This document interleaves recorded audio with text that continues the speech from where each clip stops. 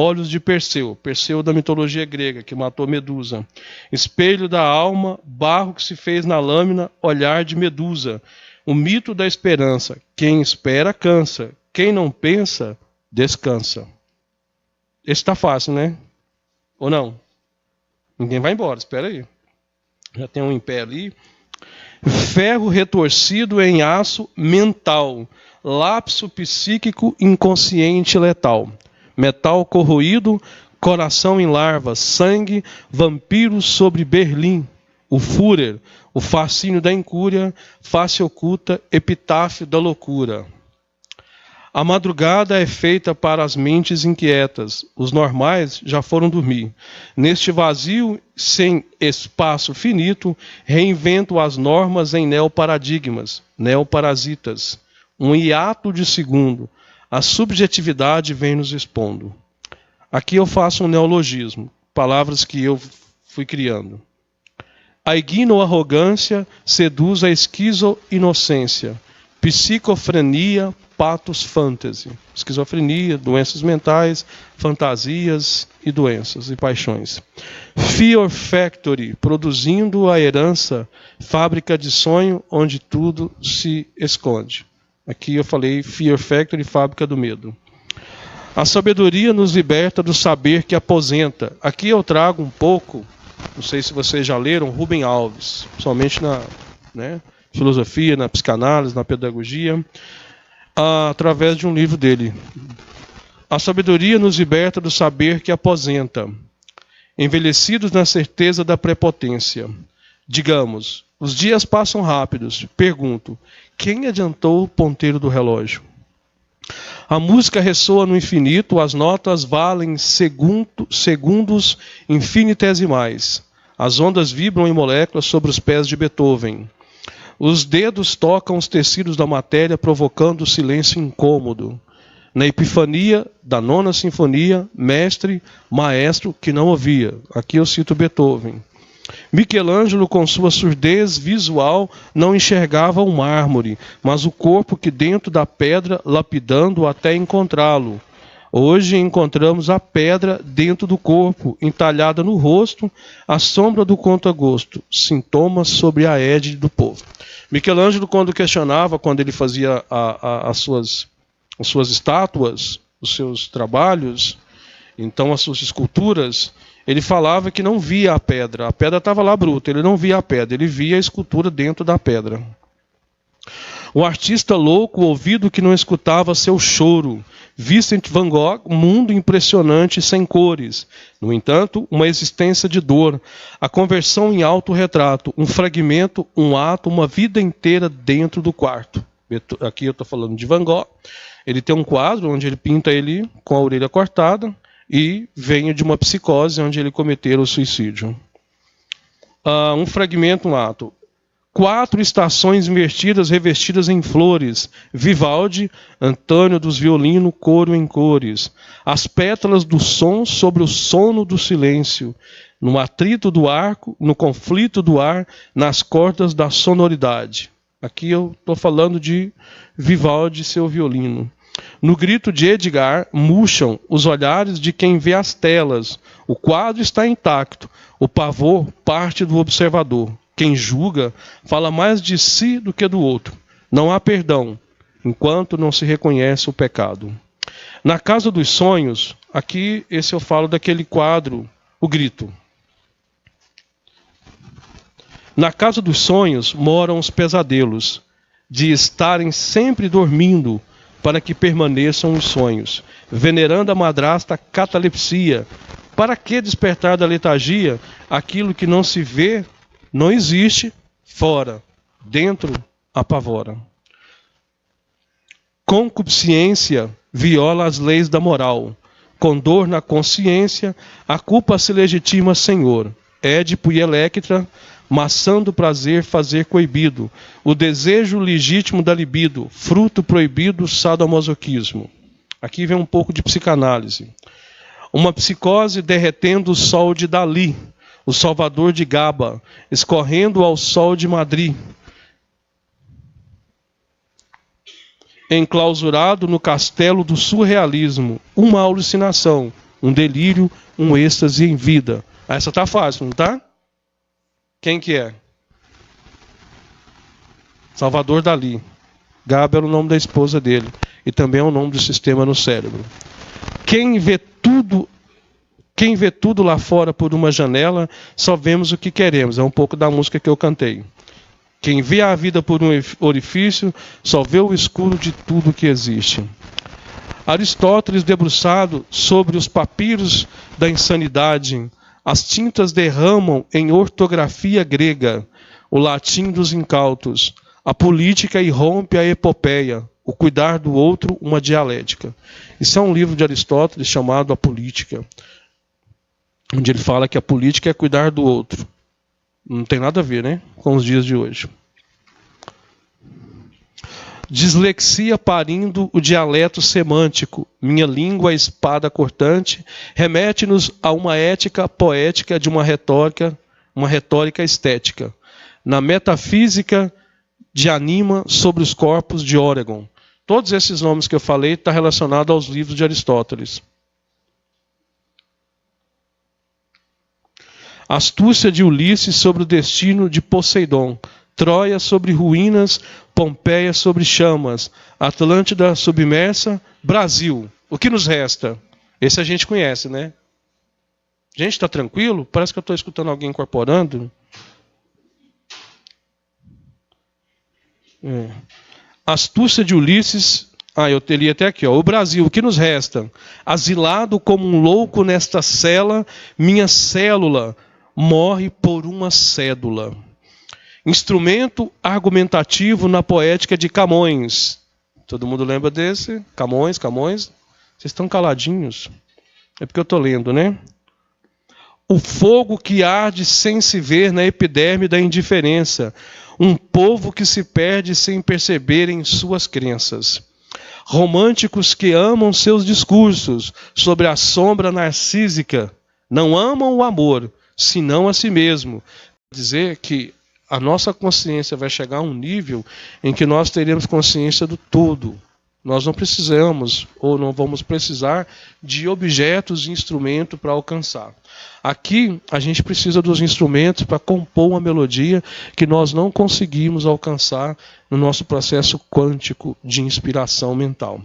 Mas Beethoven vai dizer no livro Espiritismo e Arte, a arte, espiritismo e espiritismo na arte. Espiritismo na arte, Leon Denis. A arte, espiritismo, espíritos diversos. Entre eles, André Luiz. Então, no arte e espiritismo, vai dizer o seguinte, que nós vamos, que Beethoven, ele diz o seguinte, lá onde eles vivem, onde vivem os músicos, a média de vida lá é até 500 anos. Para nós aqui é muito, mas nós vamos descobrir quando nós estudarmos, não sei se vocês já estudaram Pietro Baldi, a grande síntese, ele vai provocar a gente a pensar sobre o tempo. E nós vamos ver que o tempo é uma ilusão. Mas os preguiçosos, os parados, vai achar longo. Quem se ocupa, quem se organiza e não se prende só aqui, ele vai ver que tudo é efêmero. Então, ele vai dizer que lá o médium pergunta para ele, então, Beethoven, aí no plano que você vive, vocês utilizam piano para compor? Aí ele disse, não. O piano aqui para nós é dispensável. Como é que se dá a composição? A gente pensa e a música existe. Tem uma frase aqui conhecida por nós, né? Penso, lá é penso, logo compõe. E ele diz mais, o universo toca uma música, mas a gente não ouve. Porque as músicas da Terra consomem a nossa capacidade, a nossa criação, as nossas composições. As músicas que mais vendem ultimamente, algumas delas, na maioria, com respeito a quem gosta, mas o meu papel hoje, são músicas que não têm muito conteúdo literário, não tem uma linha melódica com nuances. É uma coisa mais assim, chiclete, prega, impregna, e a gente canta sem saber que está cantando, e sem saber se gosta, e sem saber o que está dizendo, mas canta. A droga também é assim, vai usando, até que uma hora dá prazer. Depois o corpo não suporta mais e você usa porque viciou a usar, não porque você sente prazer. A arte também vai fazendo isso, a gente vai sendo levado por um budismo e todo mundo entra nesse lugar, sem pesquisar, sem questionar. A arte espírita precisa melhorar, está devagar, está lento, não tem público. E as pessoas que vão, às vezes criticam, mas também não estudam para sugerir. A crítica ela é importante, mas eu tenho que estudar para saber o que eu estou criticando, por que eu critico, como eu critico e com qual objetivo eu estou fazendo a crítica. É esdrúxulo eu criticar algo que eu não conheço, porque disseram. Então, para eu fazer uma crítica, eu tenho que estudar sobre aquele material, sobre aquele conteúdo e entender, conversar com o artista, como é que deu essa criação, como é que foi esse pensamento. Geralmente a gente ouve a poesia sem entender e fica por isso mesmo. Mas dificilmente, aliás, nunca aconteceu isso ainda, alguém chegar e falar como é que foi a construção dessa poesia, como é que você teceu, Chico Buarque, a música construção, como é que são essas variações, como é que você fez essa poesia Feliz de uma Psicose, qual foi o pensamento ao compor essa música? Eu nunca vi ainda. Se tem, alguém está me vendo aí, depois me fala. Aqui em Goiânia, um grupo que fosse trabalhar isso. Traz a sua poesia, deixa eu ver. Traz a sua música, deixa eu ver. Vamos trabalhar, vamos entender como é que se dá esse processo. Como é que é o seu olhar para a espiritualidade. Como é que a espiritualidade vê a sua poesia. Como é que a gente pode trabalhar isso com o dependente químico. Como é que nós podemos trabalhar isso com a criança, com o jovem, com que está num processo de alucinação. Como é que eu posso trabalhar isso numa catarse? Não usa droga, não bebe para poder lidar com o vazio. Então pode usar a poesia, pode usar a música. O que tem me ajudado a me manter lúcido, eu, Júlio Moura, são as minhas criações na música, na poesia, no roteiro, no teatro, nos textos de reflexões que eu escrevo e também nos contos. Eles são feitos para mim. Aí eu leio, alguém se identifica, gosta ou não. Uma poesia que eu fiz chamada Câncer da Terra, ela foi publicada num livro e ganhou um prêmio. E eu ganhei uns trocadinhos. Eu fiquei feliz. Mas eu tive que pagar imposto de renda, ficou a metade. É a vida, né? Mas essas coisas não têm muito valor. É tanto que eu não sei nem se o evento existe. Mas não tem um evento de poesia no Espiritismo que dê continuidade. Precisaria ter. Até para, não é? Vai para lá. Até para inspirar as pessoas a construírem. Não só aquela coisa religiosa. Tem gente que gosta. Tem gente que não gosta, mas precisamos melhorar, mudar um pouco isso aí, não ficar só nas falas religiosas, porque, para mim, o Evangelho é uma poética. Você pode ler ele e trazer ele numa linguagem filosófica, numa linguagem mais científica, numa linguagem mais sentimental, numa linguagem mais artística, e dar um corpo para ele. Você pode trabalhar o Evangelho dessa forma, o Livro dos Espíritos, mas eu desafio quem vai ser o primeiro a fazer isso, a trazer. Uma vez eu participei de um evento de poesia, se eu não me engano, não sei mais aonde, mas foi aqui em Goiânia. Não sei se foi em algum centro maior. Só teve uma vez, nunca mais. Mas será que eu escuto o que eu estou ouvindo? Será que eu vejo o que eu estou vendo? Está parecendo pleonasmo, mas não é. Eu fui à palestra, eu estava lá. Será que eu estava presente, no lugar presente, na hora que eu precisava estar presente? Presente no presente? A poesia vai trabalhar, vai sensibilizar-me para que eu possa, antes de uma palestra, sensibilizar pessoas. Tem gente que vai ouvir, tem gente que não vai escutar, tem gente que vai estar e tem gente que vai embora. Na hora que eu começo na poesia, eu vou começar a criar um diálogo com vocês, aproximar-me de vocês e desarmar. Na hora que eu falo, eu entro para o corpo do texto. Na hora em que finaliza com a música, a melodia ela tem um papel de provocar ondas que vai mesclar com as nossas ondas. Nós somos frequência, nós somos energia condensada, parada, estática, mas que movimenta. O estático é o pensamento. Por mais que nós temos, em média, 90 mil pensamentos por minuto, mas boa parte deles são repetitivos, são cansativos. Vai gerando cansaço, vai gerando desânimo, vai gerando repetições. Aí vamos pensar, será que eu, a partir de hoje, consigo pensar em um pensamento novo? Fica o desafio, a começar pelo palestrante. Hoje eu falei para um paciente, tudo que você está me falando, todos os dependentes químicos falam. É tudo a mesma coisa. Sempre as mesmas falas. Sempre as mesmas doenças. Sempre as mesmas justificativas. Aí ele falou, mas é isso, isso. Não. Você tem razão. Mas não justifica. Se hoje você não pode estar lá para pegar isso, ou escolher isso porque você está aqui hoje internado, porque fez isso e isso com você. Então traz um pensamento novo que te leva para a insegurança, algo que você nunca fez. Aí ele trouxe umas ideias, falou, é a mesma coisa, só mudou de lugar e de personagem. Agora pense em algo que você vai fazer por você.